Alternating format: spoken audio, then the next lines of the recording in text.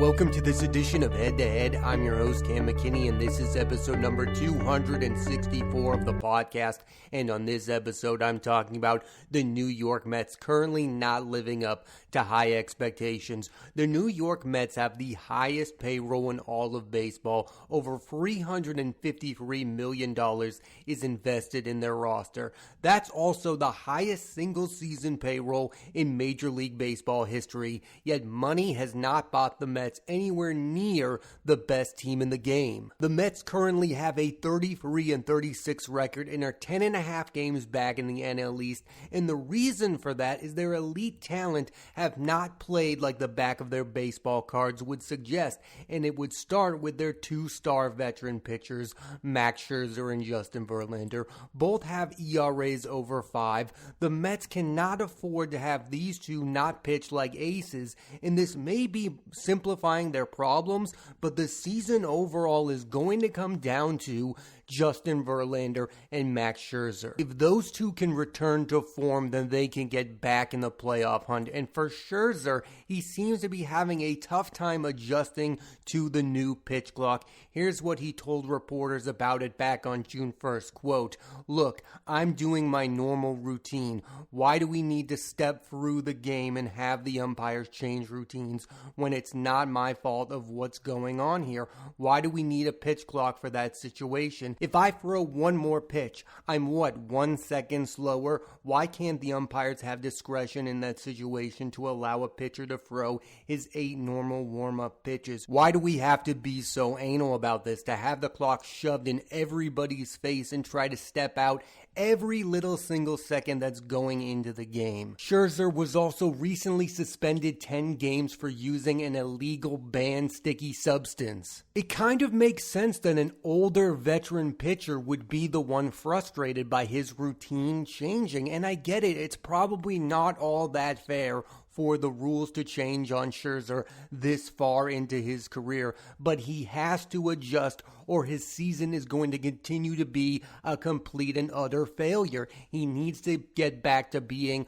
the Hall of Fame pitcher we all know that he is, and the Mets need him to do that. I believe it is worth mentioning that the Mets did dodge a massive bullet by not re-signing Jacob deGrom. He's one of the more talented pitchers in all of baseball, but he's going to have Tommy John surgery and miss the next year and a half for the Texas Rangers. But make no mistake, this pitching staff for the Mets is part of their problem. They currently have an ERA of 4.69. That's 26 in all of baseball. That's far from good enough for a playoff team. The other major issue has been the offense. The team currently has 0 hitters batting over 300. They are batting .240 as a team. That's 21st in baseball and are middle in the pack in almost every offensive category.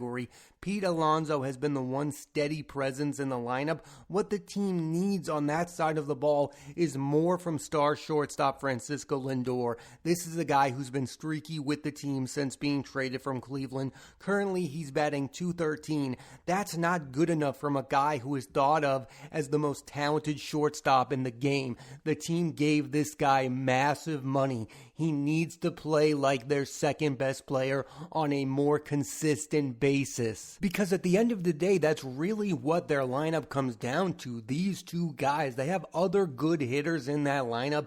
Jeff McNeil, he's a very good player, but they are not star players. The two stars are Pete Alonso, who is producing, and Francisco Lindor, who's had an up and down season. Last year, he was great. He was an MVP candidate in my mind.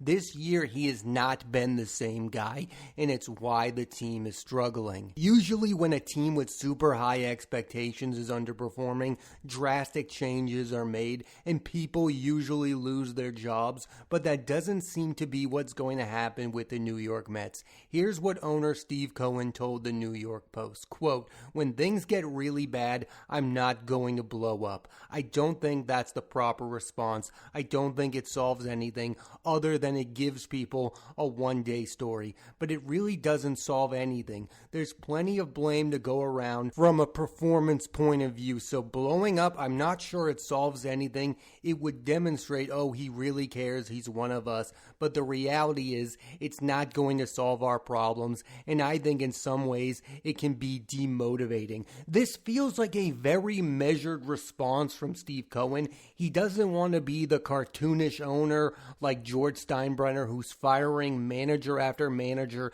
because his team is not competing for World Series titles. I think this is the right response in the moment, but drastic changes are going to happen, and I think it's going to have to be with their roster. I don't think Buck Showalter is the problem. Now, you can look at Buck Showalter and say he's the type of guy who you don't win the World Series with. He can get a team only so far. He can win a lot of games, but the teams that get rid of Buck Showalter usually end up winning right away. The Yankees fired Buck Showalter and brought in Joe Torre and immediately became a dynasty. The Arizona Diamondbacks got rid of Buck Showalter and then they immediately won the World Series with Bob Brenly. The key difference for the Mets is they are not currently a manager away from winning the World Series. The Diamondbacks were really good when they got rid of Buck Showalter. The Yankees were really good when they got rid of Buck Showalter. The New York Mets are currently a mess,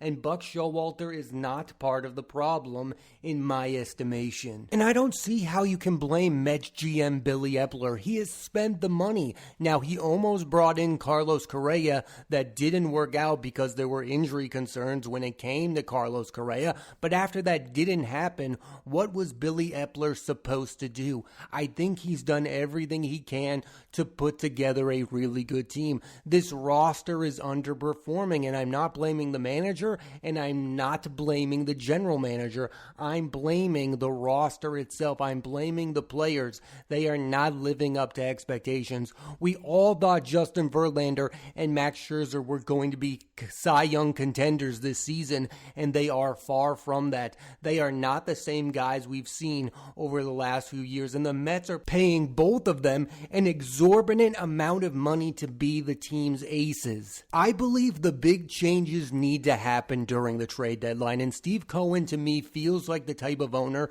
who is going to talk with his wallet.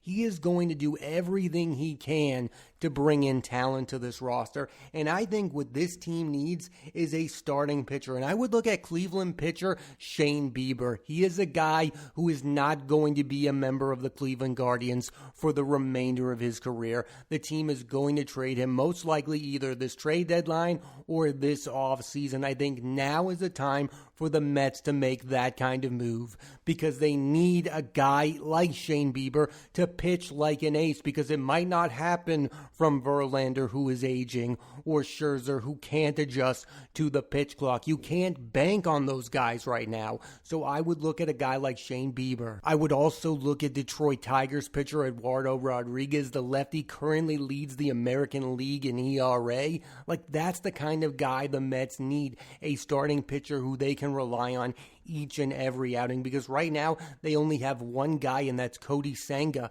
The rest of the pitching staff has not pitched up to par. You could also make the argument they should be in the market for a relief pitcher. This is a team that lost Edwin Diaz. I mean, that was their star closer. He was injured during the World Baseball Classic celebrating. They didn't really do anything to fully replace him. They have an okay bullpen, but bringing in a star reliever might be one way to go. And offensively, I think they should be looking at White Sox outfielder Luis Robert. This is a guy who was benched by the team. He's a really talented player and someone the Mets should be in on. The Mets need to do something during the trade deadline, because I believe banking on Justin Verlander and Max Scherzer is not going to be enough. They need an insurance policy, and Shane Bieber or Eduardo Rodriguez would be that insurance for those guys if they don't pick up the slack. There is too much money on this team to not at least be the wild card team. I mean, that would be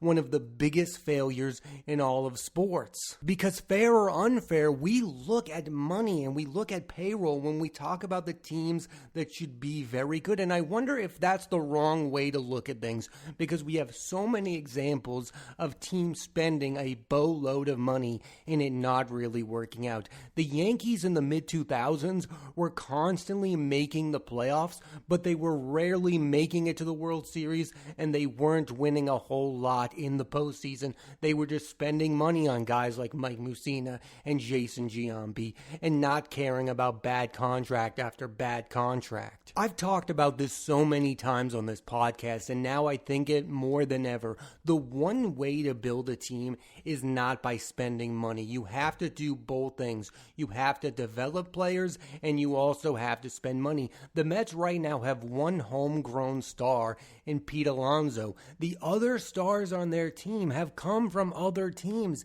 and I think that's part of the problem. Justin Verlander does not have a history with the New York Mets. Max Scherzer does not have a long history with the New York Mets. If you look at the great Mets teams, they've had players who had a great history with the team. The 86 Mets had Doc Gooden, Darryl Strawberry. These guys they developed into stars. Back in the day, they had Jose Reyes and David Wright, two guys they developed into stars. The Mets didn't develop Francisco Lindor, they just traded for him. There are not enough homegrown stars on the New York Mets. Look at the best teams in baseball right now. There is that perfect mix of players that they bought and players they developed. The Houston Astros have Yordan Alvarez. They developed him. Along with Framber Valdez and Jeremy Pena, like that team has a young core, and then they bring in veterans like Jose Abreu. That's the way to go if you're a baseball team nowadays.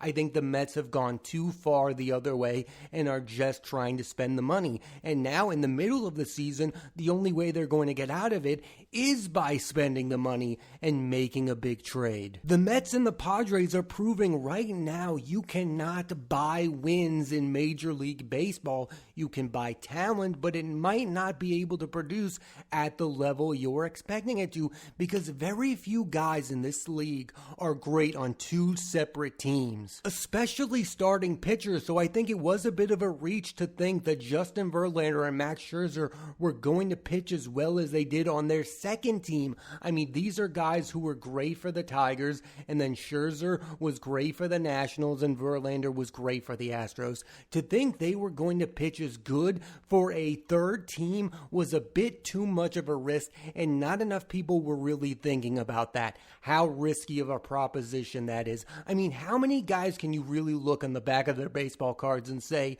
they've been great for two separate teams? There's not a lot in the history of baseball. I mean, CC Sabathia is a recent example.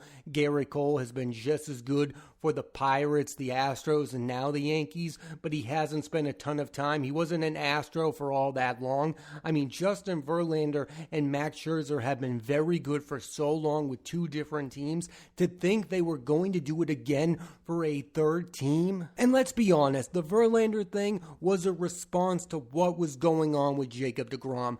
The Mets knew they could not lose Jacob deGrom and bring back nothing, so they brought in the Cy Young Award winner. And it makes sense because they gave him a short-term deal. He's not going to be on their books for all that long, but I think it was more risky than what we were thinking at the time. I thought it was a brilliant idea. This is a guy who looks like an Iron Man, but he started off the season injured, and I'm not quite sure he's going to bounce back to be the Justin Verlander we're all expecting him to be. That's a big ask at over 40 years old to be the ace of a pitching staff. I know what the counter argument is. He was the ace of the Houston Astros, but the Houston Astros on paper had a great team. Alex Bregman, the list goes on and on. The Mets are not as deep as the Houston Astros, even though they've spent a boatload of money on their roster. They're not as good as the Astros, and clearly we are seeing that. I think the Mets need to start copying the Atlanta Braves model, where you develop star players and then you spend the money on them. I think spending the money on outside players is not going to end up with you winning a World Series title. You can only go so far. And last season, the Mets were very good, but then they struggled in the postseason, and now they're not even a playoff team, and it's June. I mean, things are going bad for them, and I think it's because they've been thinking too much about other players not in their organization. They need to start developing talent to go along with Pete Alonso. And one of the bright spots so far this season has been rookie catcher Francisco Alvarez, who has 12 home runs on the season already. That's the type of thing I want to see from the Mets. But the problem is they are going to try to salvage their season, and the only way they can do that is by trading young talent to get proven talent, and that might end up ultimately being a massive mistake.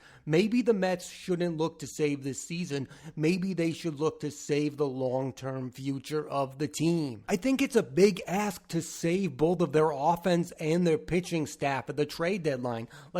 Do I believe both things are going to happen? I believe what the Mets need to happen is one of the two, Verlander or Scherzer, to pitch like an ace. And at this point, I would bank on that being Justin Verlander. Max Scherzer is struggling with the pitch clock. I have no idea what's going on with this guy. Verlander is coming back from an injury. I think slowly but surely he is going to pitch like the old Justin Verlander. And if that happens, and then they make a trade for a very good offensive player, then that could get the ball rolling. I don't think massive changes need to be made. Again, they could really use a Shane Bieber type, but trading for Shane Bieber might have them mortgage their future. And again, I'm not sure that's the best thing for what this team needs right now. Should they look to save their season just because they have the highest payroll? I don't have the answer to that. I think Steve Cohen is going to look for the short term instead of the long term. And again, I think that might end up being